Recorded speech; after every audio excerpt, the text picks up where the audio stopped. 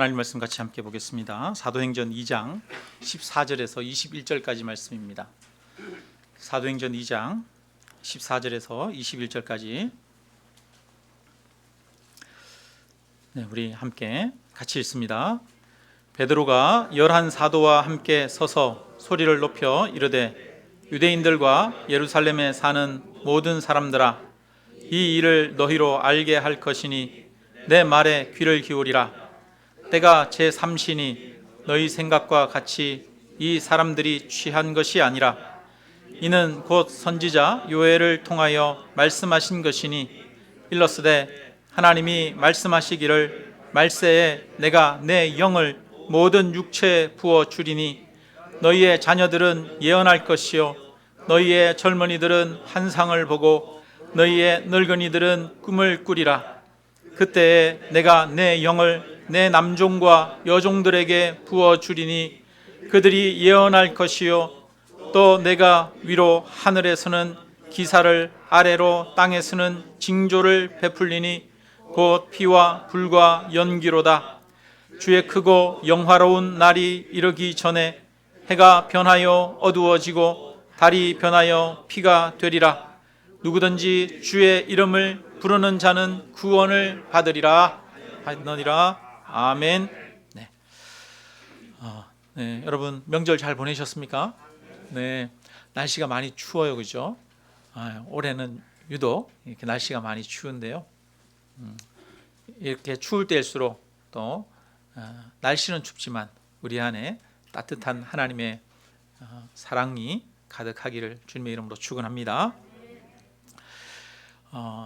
이제 우리가 사도행전을 보고 있는데요. 사도행전의 가장 큰 특징이라고 하면 성령이 임하신 것이죠.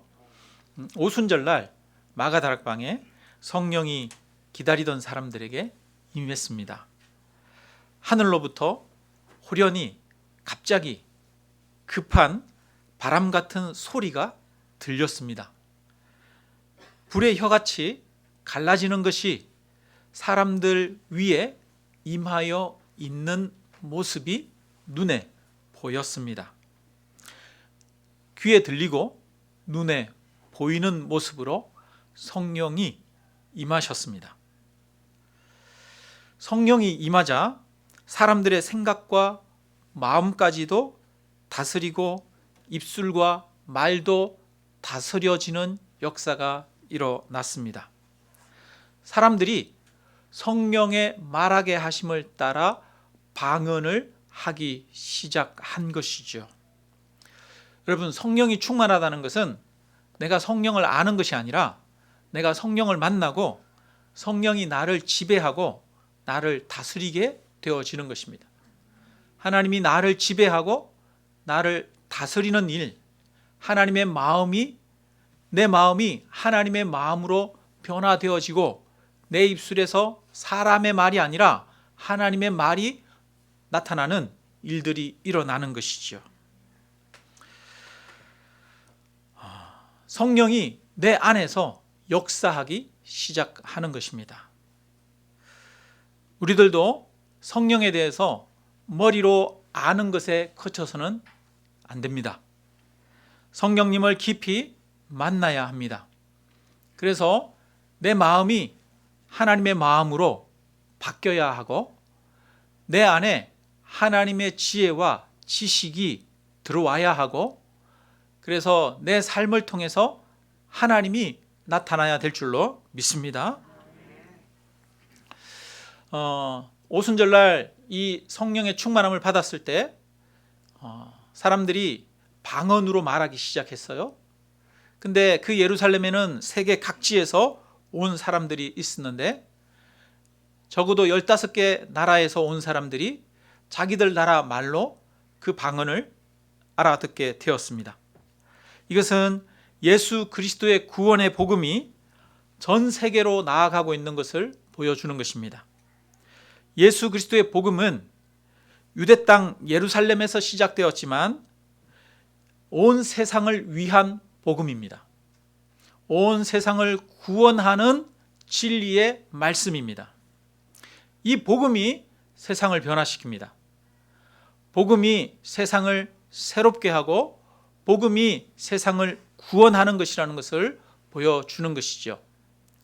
그래서 그 복음이 오늘날 열방 가운데 증거되어졌고, 우리들도 이제 그 복음을 듣고 하나님을 믿는 자로, 예수님을 믿는 자로 이 자리에 서게 되었습니다. 오순절날에 이 방언 사건을 목격했던 사람들이 다 놀라고 당황하여 서로 어찌된 일인지 물었다 말합니다. 처음 보는 상황이에요. 한 번도 일어난 적이 없는 일이에요. 그래서 한 번도 경험한 적이 없으니까 이것을 어떻게 이해해야 할지, 해석해야 될지 알 수가 없습니다. 어떤 이들은 낮술에 취했다 조롱하기도 했습니다. 이처럼 사람들은 자신들이 이해할 수 없는 것을 목격할 때 놀라기도 하지만 조롱하기도 합니다. 갑자기 반주가 짜잔 나와주니까 영화 속의 한 장면 같은 느낌. 영화 속에 이렇게 클라이막스로 갈 때 자자자자작 음악이 깔리는 그런 느낌이었어요. 네. 사람들이 낮술에 취했다 조롱하는 거예요. 사람들은 자기가 모르는 일들, 처음 겪는 일들이 일어나면 그것을 있는 그대로 받아들이는 것이 아니라 조롱하기도 하는 것이죠. 이에 베드로가 11사도와 함께 서서 소리 높여서 외치고 설명하기 시작했습니다. 지금이 때가 제3시니 설마 우리가 술에 취했겠느냐 이렇게 말합니다. 3시라는 것은 아침 오전 9시입니다. 오전 9시는 사람들이 술 먹고 취할 시간이 아니죠. 술을 먹었더라도 깰 시간입니다. 그러니까 우리는 술 취한 것이 아니다 라는 겁니다. 그러면서 요엘서의 말씀을 이야기를 합니다. 16절에 우리가 같이 한번 읽어봅니다. 16절 이렇게 말하죠. 이는 곧 선지자 요엘을 통하여 말씀하신 것이니 일러스되, 이 사건은 선지자 요엘을 통해서 예언하신 것이 이루어진 것이다 라는 이야기입니다. 이렇게 해서 14절부터 36절까지 베드로가 처음으로 설교를 하게 되어집니다. 이게 베드로의 첫 설교였습니다. 지금 베드로는 성령이 충만한 상태로 말을 하고 있는 것이죠. 이 설교는 베드로의 말이 아닙니다. 하나님의 성령께서 베드로를 통해서 말하게 하신 것이죠. 여러분, 설교란 무엇입니까? 설교는 인간의 말이 아닙니다. 인간의 철학과 인간의 사상을 전하는 것이 설교가 아닙니다. 설교는 하나님의 말씀을 선포하는 것입니다. 참된 설교는 성령께서 하시는 것입니다. 그래서 지금 성령께서 베드로를 통해서 설교하고 계십니다. 여러분, 어떤 설교를 했습니까? 첫 번째로 한 것이 바로 요엘서의 말씀을 해석한 것이죠. 요엘서에 일러스되라고 말하면서 하나님의 말씀에 대해서 설명을 합니다. 그리고 그 이후에 22절부터 이렇게 보면 이스라엘 사람들아 이 말을 들으라. 너희도 아는 바와 같이 하나님께서 나사렛 예수로 큰 권능과 기사와 표적을 너희 가운데 베푸사 너희 앞에 그를 증언하셨느니라 라고 말합니다. 그 다음에 이 베드로가 설교하는 내용은 예수님이 하신 일, 예수님이 누구신지에 대해서 이야기한 것입니다. 그리고 예수를 믿고 회개하라 선포합니다. 여러분, 이것이 설교입니다. 하나님의 말씀을 전하는 것이고 예수 그리스도에 대해서 선포하는 것이고 우리로 하여금 예수를 믿고 회개하라고 하는 것이 바로 설교의 핵심입니다. 그런데 오늘날 많은 설교가 정치와 경제, 철학이나 심리학이나 문학을 이야기합니다. 성도님들도 교훈적이고 삶에 도움이 되는 세상 지식이나 지혜의 화려한 말들을 좋아합니다. 여러분, 설교는 세상의 지식을 전하는 것이 아닙니다. 세상의 윤리와 도덕을 전하는 것이 아닙니다. 설교는 하나님에 대해서, 예수 그리스도에 대해서 선포하는 것입니다. 예수님에 대해서 바르게 전하고 선포하는 것이 바람직한 설교인 것입니다. 오늘날 무분별한 설교가 참 많아요. 우리는 어디서나 요즘은 설교를 들을 수 있잖아요. 라디오로도 들을 수 있고, 인터넷으로, 유튜브로도 설교를 볼 수 있고, 집에서 TV로도 기독교 방송을 통해 설교를 들을 수가 있습니다. 설교가 굉장히 많은 시대를 살아가고 있지요. 그런데 올바른 설교 말씀을 분별하는 것은 그만큼 힘들어졌습니다. 올바른 설교는 하나님의 말씀 중심, 예수 그리스도 중심의 설교가 올바른 설교입니다. 지금 베드로가 하나님의 말씀 중심, 그리고 예수 그리스도를 증거하고 있습니다. 저는 우리 성도님들이 많은 설교를 들으셨으면 좋겠어요. 라디오를 통해서, 인터넷을 통해서도 설교를 많이 들으시는 것이 유익합니다. 그런데 잘 분별해서 들어야 합니다. 어떤 설교를 들어야 합니까? 하나님 말씀 중심, 그 다음에 예수 그리스도 중심의 설교를 들으셔야 합니다. 잘 분별할 수 있는 귀를 우리 성도님들이 가지시기를 주님의 이름으로 축원합니다. 제가 유튜브를 보면 가끔 가다가 이거는 완전히 이단에 가깝고 쓰레기 같은 그런 설교들이 있어요. 그런데 그런 설교를 10만 명이 넘게 보고 있는 그런 모습들을 보면서 경악을 금치 못할 때가 있어요. 그것을 보면서 한국 교회 성도님들이 설교를 듣는 이 수준이 바람직하지 못하다라는 것을 깊이 생각하게 되어집니다. 어떤 설교들은 1시간을 넘게 설교하는데 세상의 여러 가지 요동치는 역사나 변화나 아니면 경제나 이런 것들만 정확하게 얘기하다가 나중에 마지막에 가서 5분도 안 되는 시간 말씀을 전하는 그런 사람들도 있어요. 그런데 그런 설교가 10만 명이 넘는 그런 구독자가 있어요. 그만큼 사람들이 흥미를 쫓아서 간다는 이야기지요. 세상의 것들을 쫓아서 성도들도 간다는 거예요.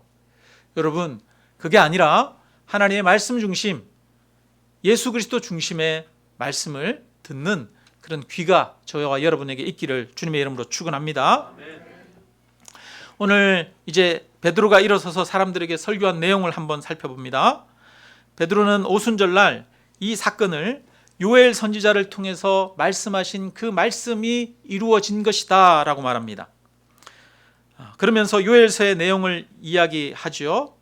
그 후에 내가 내 영을 만민에게 부어주리니 너희 자녀들이 장래 일을 말할 것이며 너희 늙은이는 꿈을 꾸며 너희 젊은이는 이상을 볼 것이며 그때 내가 또 내 영을 남종과 여종에게 부어줄 것이다 라고 한 요엘서의 말씀, 하나님의 영을 모든 사람에게 부어줄 것이다 구약 성경에 예언하셨는데 그 예언이 이루어진 것이다 라는 이야기를 하고 있는 거예요. 지금은 술 취한 것이 아닙니다. 하나님의 영이 사람들에게 부어진 것이라는 겁니다. 여러분, 요엘은 구약 시대의 사람입니다. 이 구약 성경은 말라기가 마지막에 기록되어 있는데요. 말라기는 약 BC 400년경에 기록된 책입니다.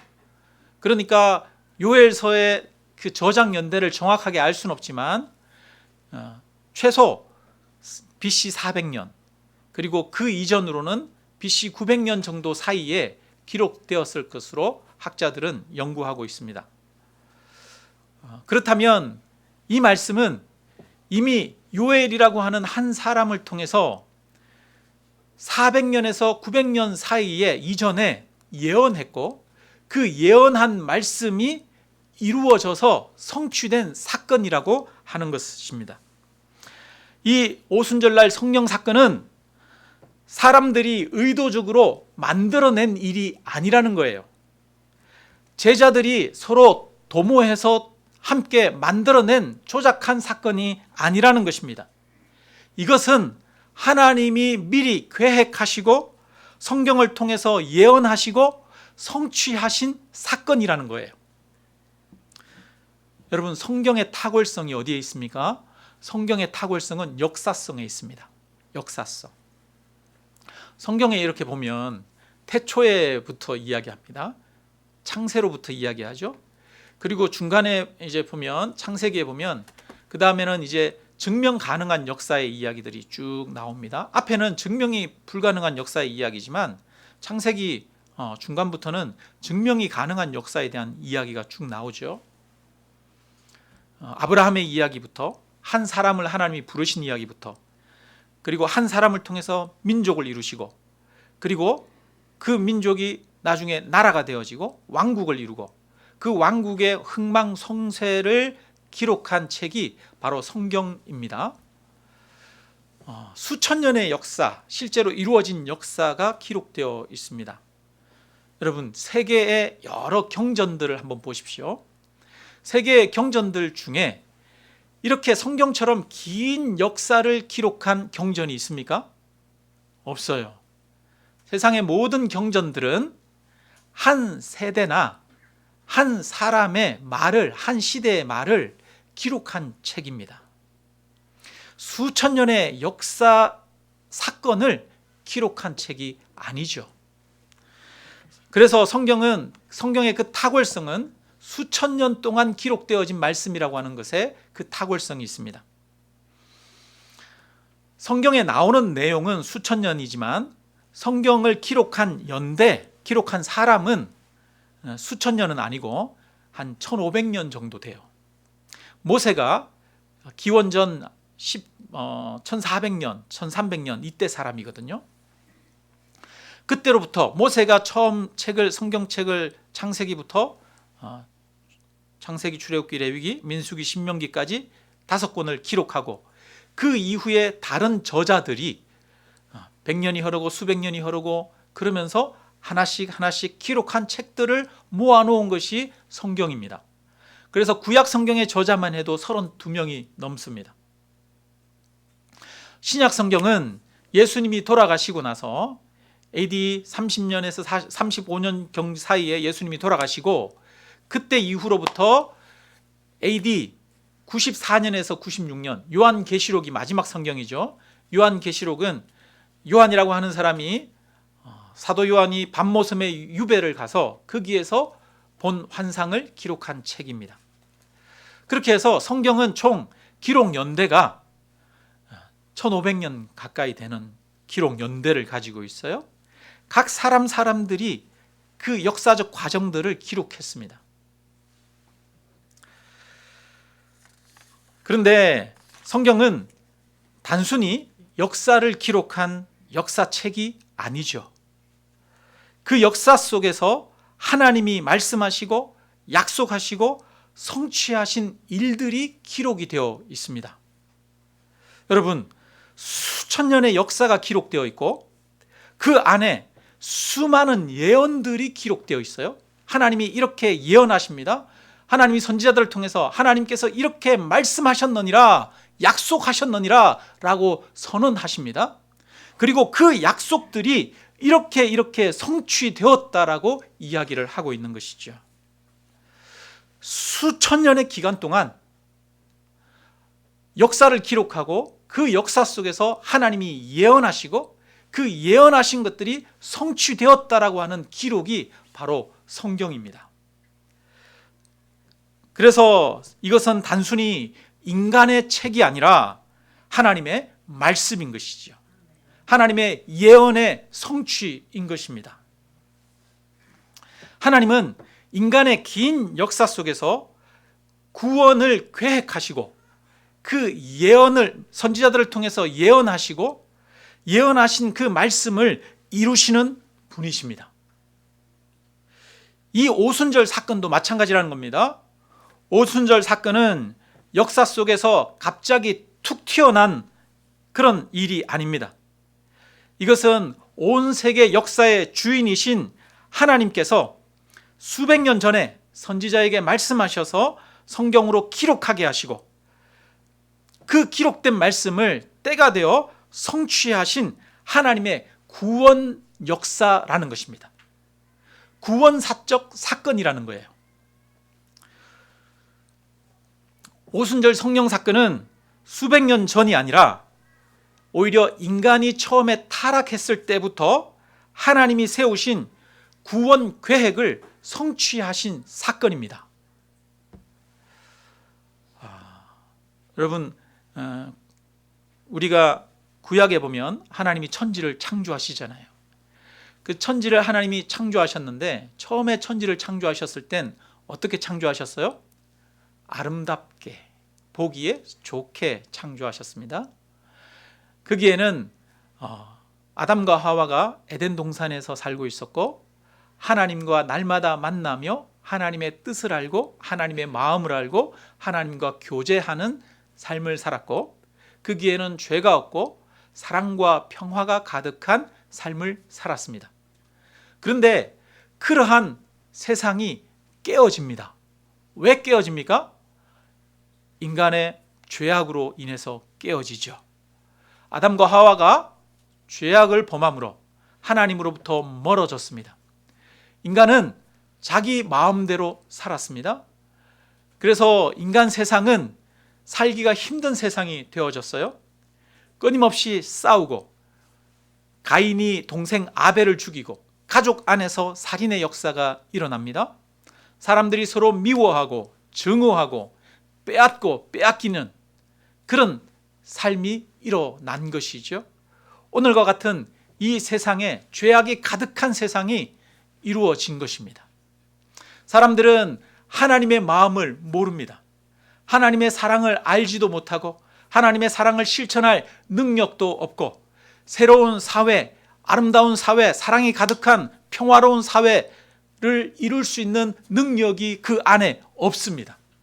하나님은 그러한 인간들, 죄악 가운데 살아가는 사람들이 만들어 놓은 아비규환과 같은 그 세상을 어떻게 변화시킬 것인지를 계획하셨습니다.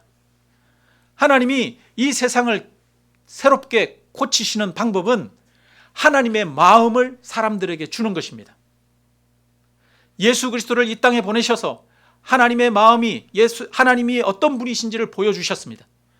그리고 성령을 보내주셔서 하나님의 영을 사람들에게 부어주셨습니다.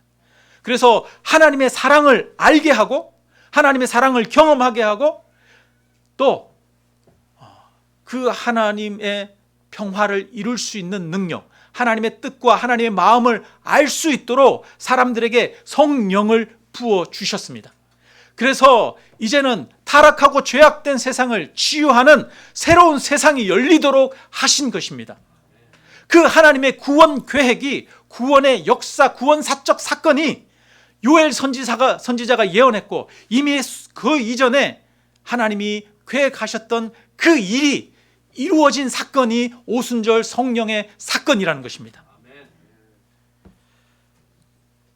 이것은 이미 이스라엘 백성들이 다 알고 있는 말씀이에요.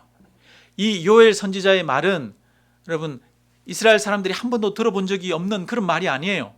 이미 선지자들을 통해서 예언하셨기 때문에 이 이스라엘 백성들은 다 들어서 언젠가는 그런 때가 오겠지, 언젠가는 사막에 꽃이 피는 날이 올 거야, 언젠가는 독사굴의 사자가 어린이가 손 넣어도 물지 않는 어린 양과 그 다음에 사자가 함께 뒹구는 그런 세상이 올 거야 라고 이사야가 시적으로 표현한 그 때가 오기를 기다리는 마음이 있었습니다.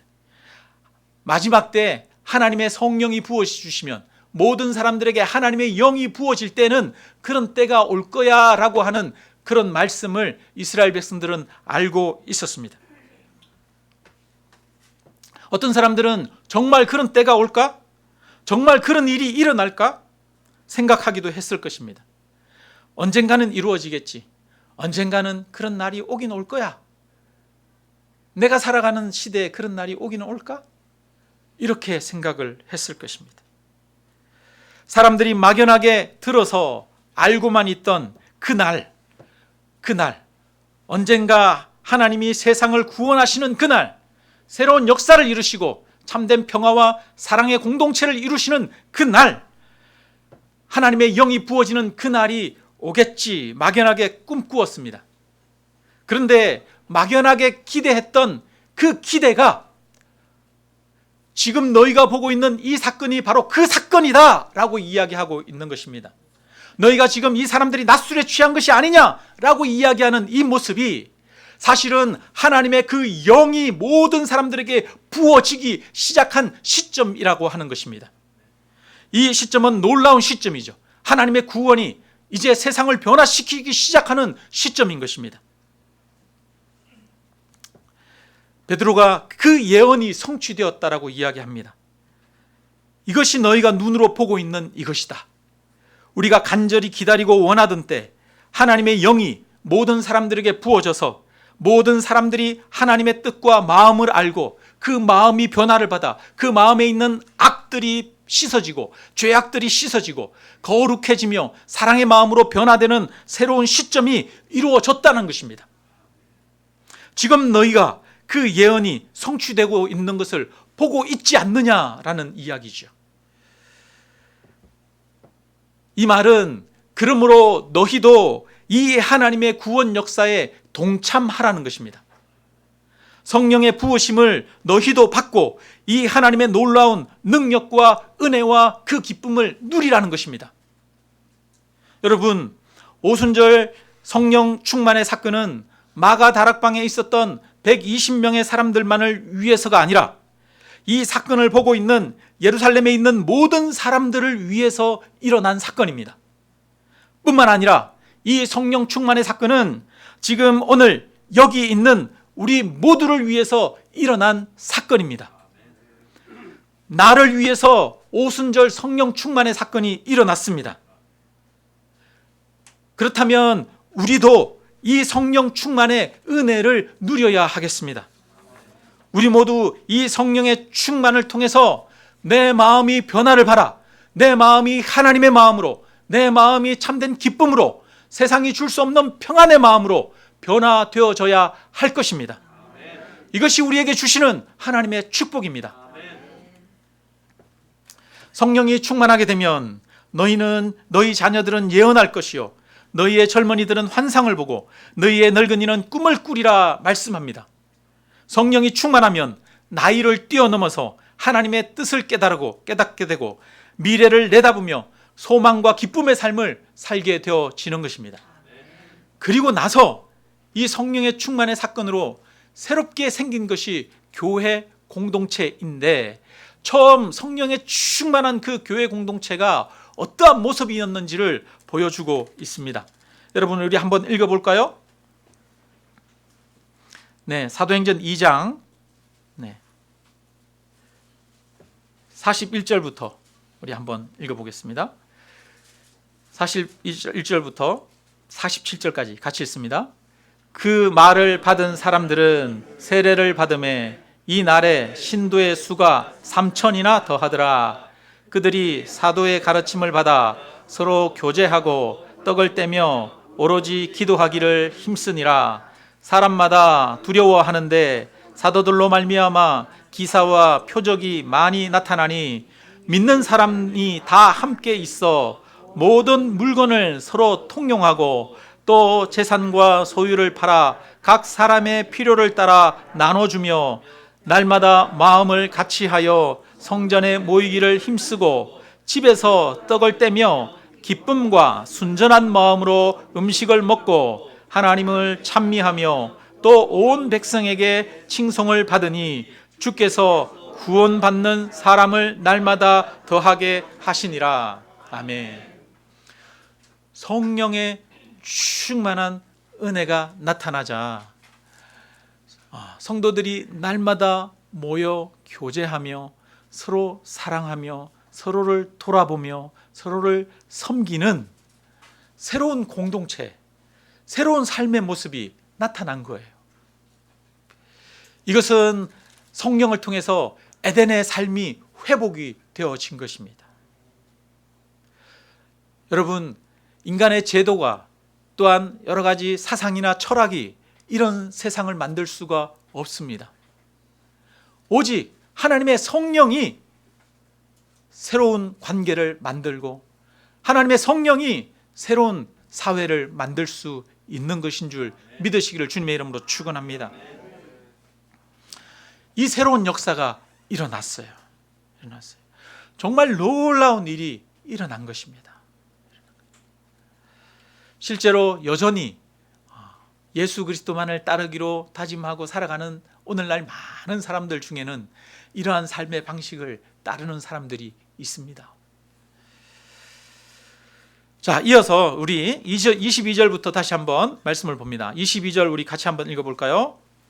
같이 읽습니다. 이스라엘 사람들아, 이 말을 들으라.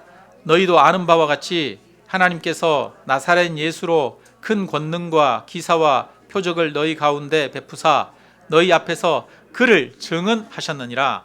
네, 지금 말합니다. 베드로가 설교를 계속 이어가고 있어요. 하나님이 너희 앞에서 누구를 증언했다? 그를 증언했다. 누구예요? 그가? 예수 그리스도.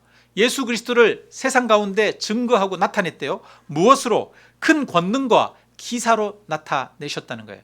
예수님이 누구신지를 너희들에게 하나님께서 나타내 보여주셨다. 그가 많은 병자들을 고치시고, 그가 오병이의 역사를 일으키시고, 죽은 자를 살리시고, 그가 수많은 기적들과 이적들을 통해서 당신이 하나님이 보내신 하나님의 아들이심을 나타내 증거하셨다라는 이야기를 하고 있습니다.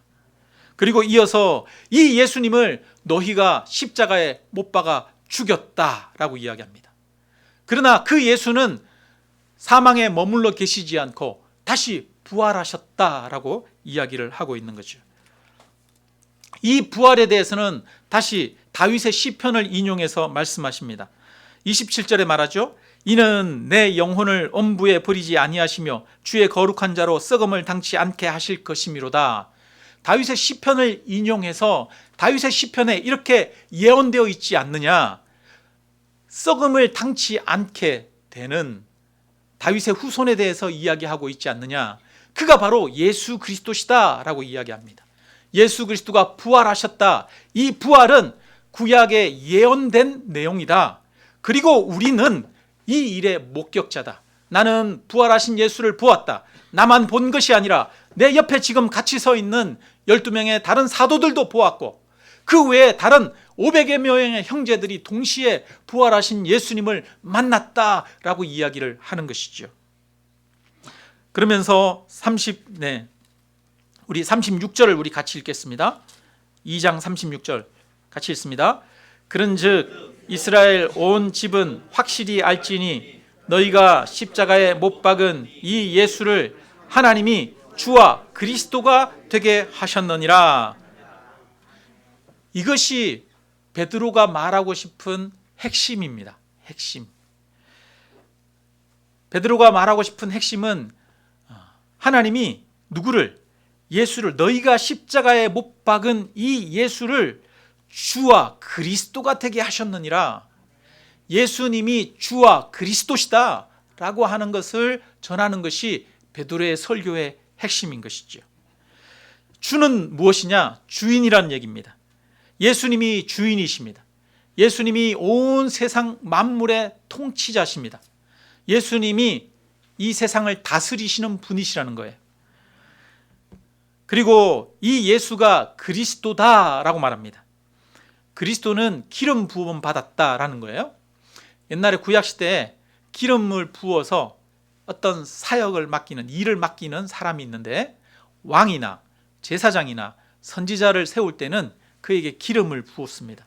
그래서 하나님이 주시는 공식적인 하나님이 맡기신 사명을 그가 감당하도록 하는 것이 기름 붓는 것입니다. 그래서 그리스도는 기름 부음 받았다라고 하는 뜻인데, 하나님으로부터 기름 부음 받았다는 거예요. 어떤 사명을 위해서 기름 부음 받았다는 겁니다. 우리의 구원을 위해서 이 땅의 구원자로, 메시아로서 이 땅에 오시도록 기름 부음 받은 자가 예수님이라는 이야기예요.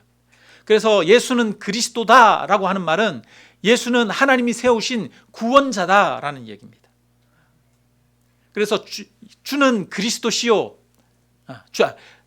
예수는 주시요 그리스도시다라는 것은 예수는 나의 주인이고 온 세상의 주인이시며, 예수는 나의 구원자가 되신다라는 고백입니다. 베드로는 지금 사람들에게 말합니다. 하나님이 이 예수를 온 세상의 주인으로 또한 우리의 구원자로 삼으셨다.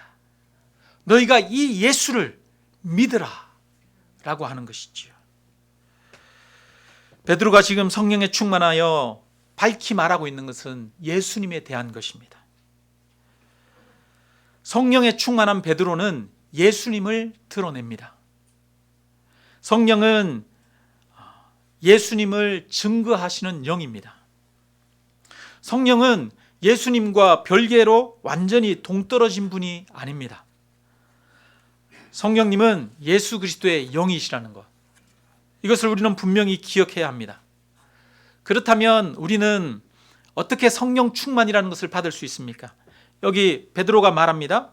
38절에 말합니다. 베드로가 이르되 너희가 회개하여 각각 예수 그리스도의 이름으로 세례를 받고 죄 사함을 받으라. 그리하면 성령의 선물을 받으리니. 성령의 선물을 받는 비결이 무엇입니까? 자기의 죄를, 자기의 악함을, 추악함을 깨닫고 회개하는 것입니다. 그리고 예수 그리스도를 나의 삶의 주인으로, 온 세상의 통치자로 뿐만 아니라 나의 구원자로 믿고 받아들이고 그분을 따르기로 결단하라는 것입니다. 그러면 너희가 성령을 선물로 받으리니 라는 거예요. 예수 그리스도의 영을 부음받는 것입니다. 하나님의 예수 그리스도의 영, 하나님의 영을 부음받아 우리 안에 하나님의 뜻을 알게 되고 하나님을 따르는 역사가 일어나는 것이죠.